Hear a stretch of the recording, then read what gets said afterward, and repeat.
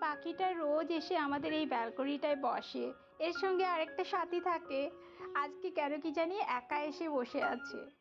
নমস্কার বন্ধুরা, সবাই কেমন আছেন? আশা করি সবাই ভালো আছেন। এখন সকাল 9:30 বাজে। আজকে হলো রবিবার, কিন্তু আজকে রবিবারে আমাদের নিরামিষ হবে, কারণ মিষ্টির বাবা ডিউটি চলে গেছে, ওর 9:30টার দিকে বেরিয়ে যেতে হয়েছে।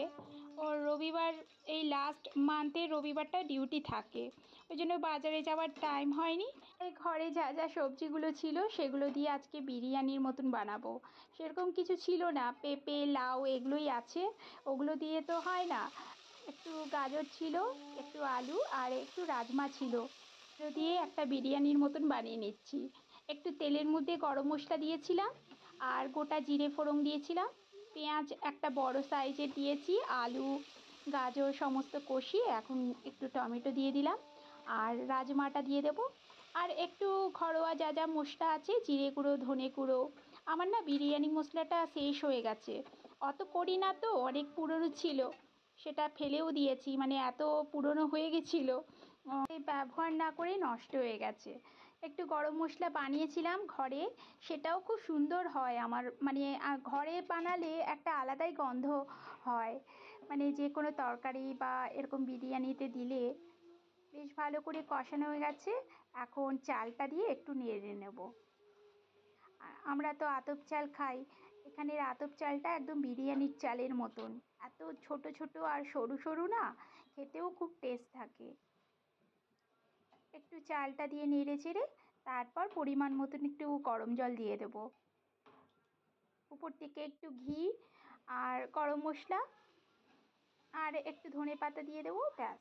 দিয়ে একটা দুটো সিটি মারলেই, আমার এই চাল দুটো সিটি মারলেই যথেষ্ট। এই যে গরম জলটা দিয়ে দিলাম।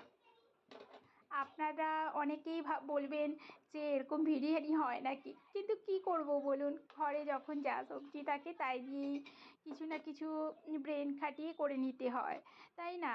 আমাদের মতন হাউসওয়াইফরা এরকম সিচুয়েশনেই পড়ে মাঝে মধ্যে, যখন কিছু থাকে না, কিছু না কিছু ব্রেন খাটিয়ে করতে হয়। এটা আমাদের মানে সংসার করতে করতে অভিজ্ঞতাটা হয়ে ওঠে, যেটা আমার আগে ছিল না, এত বছর সংসার করতে করতে এখন হয়েছে। কি থাকলে কি করা যায়, এগুলো প্রত্যেকেরই হয়। একটু লেবুর রস দিয়ে দিলাম যাতে চালগুলো একদম ছাড়া ছাড়া হয়। আর বিরিয়ানিটা না খেতে খুব সুন্দর হয়েছিল, মিষ্টির বাবা খুব প্রশংসা করেছে জানেন। মিষ্টিকে একটু পড়াতে বসিয়েছিলাম আর কারেন্টও চলে গেছে, সেই জন্য ও ব্যালকানিতে বসে বসে পড়ছে। আমার বিরিয়ানিটা হয়ে গেছে, একটু খুলে দেখাচ্ছি কেমন হয়েছে। একদম ঘরটা বিরিয়ানি বিরিয়ানি গন্ধ হয়ে গেছে। আমি কেওড়া জল গোলাপ জল কিছুই দিই না, কারণ মিষ্টির বাবা পছন্দ করে না, ওর ওগুলো দিলে নাকি ঢেকুর ওঠে, ওই জন্য আমরা ব্যবহার করি না। চলুন, বিরিয়ানি তো রেডি, একটু রায়তাও বানিয়ে নিয়েছি আর একটা কাঁচকলা ছিল, সেটাকে ফ্রাই করে নিয়েছি একটু মশলা মাখিয়ে। ভাবছিলাম আলুর তরকারি করব, কিন্তু আলু এখানেও দিয়েছি, মিষ্টির বাবা আবার রেগে যাবে, ও তো আলু পছন্দ করে না। তাই একটা কাঁচকলা খারাপও হয়ে যাচ্ছিল, অনেক দিন হয়ে গেছে, ওটাকে আবার একটু মশলা মাখিয়ে আদা রসুন পেস্ট জিরে গুঁড়ো লঙ্কা গুঁড়ো মাখিয়ে একটু ফ্রাই করে নিয়েছি, সাথে রায়তা আর স্যালাড।